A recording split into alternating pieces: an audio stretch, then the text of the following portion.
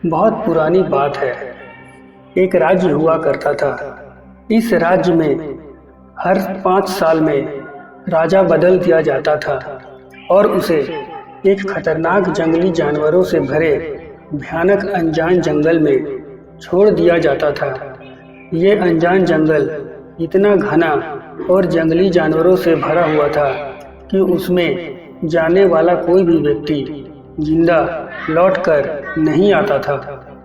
हर 5 साल में जब उस राज्य में नया राजा चुना जाता, तब वो राजा शुरू के दिनों में ही राजसी ठाट बाट, ऐशो आराम और सत्ता के मुंह में पड़कर 5 साल बाद उसके साथ क्या होगा उस बारे में जैसे भूल ही जाता था।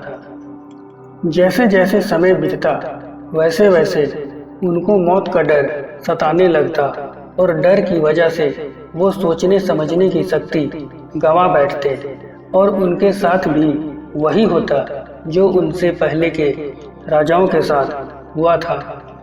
ये सिलसिला ऐसे ही आगे बढ़ता रहा और कई सामान्य लोग राजा बने और 5 साल के बाद उस जंगल में मरने के लिए भेज दिए गए। अब एक बुद्धिमान नौजवान को राजा बनने का अवसर मिला। इस नए राजा ने बाकी राजाओं की तरह मौज मस्ती में समय बर्बाद नहीं किया। उसने अपने भविष्य के बारे में विचार किया और उसे खुशहाल बनाने का निश्चय किया। राजा ने अपने सैनिकों को उस भयानक जंगल के बारे में पता करने के लिए कहा। जल्दी ही सैनिकों ने उस जंगल के बारे में पता लगा लिया और राजा को कड़ी सुरक्षा के साथ उस जंगल को दिखाया गया। वहां पर कई लोगों के कंकाल मिले जो भूतपूर्व राजाओं के थे। नौजवान राजा ने बड़ा सोच समझकर एक योजना बनाई और उसके हिसाब से अपने लोगों को लगाकर जंगल के सारे पेड़ धीरे धीरे कर कटवा दिए। वहां जंगल के कटने से जानवर दूसरे जंगल में चले गए और बचे कुचे जानवरों को भी राजा ने पकड़वाकर दूसरे जंगल में छोड़ दिए। 3 सालों तक जंगल कटवाकर वहां पर राजा ने एक आलीशान महल बनवा दिया। बाकी के 2 सालों तक राजा ने गरीब लोगों के लिए उस जगह हजारों घरों का निर्माण करवा दिया और इस जंगल को पूरी तरह एक नए राज्य में तब्दील कर दिया।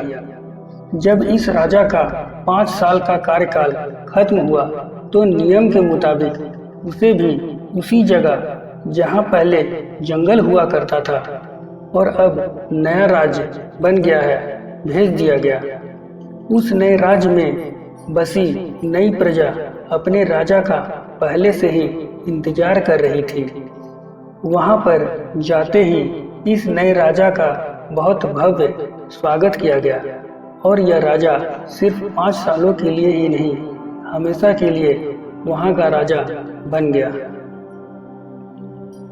दोस्तों, ये छोटी सी कहानी हमें सिखाती है कि हम कैसे छोटे मोटे खुशियों में डूबकर अपने भविष्य को खराब कर देते हैं। अगर हमें कुछ समय के लिए खुशियाँ मिलती हैं, तब हम भूल जाते हैं कि हमें हमारे भविष्य को भी खुशियों से भरा रखना है।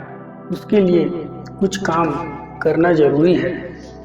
आशा करते हैं आपको ये कहानी पसंद आई होगी। धन्यवाद।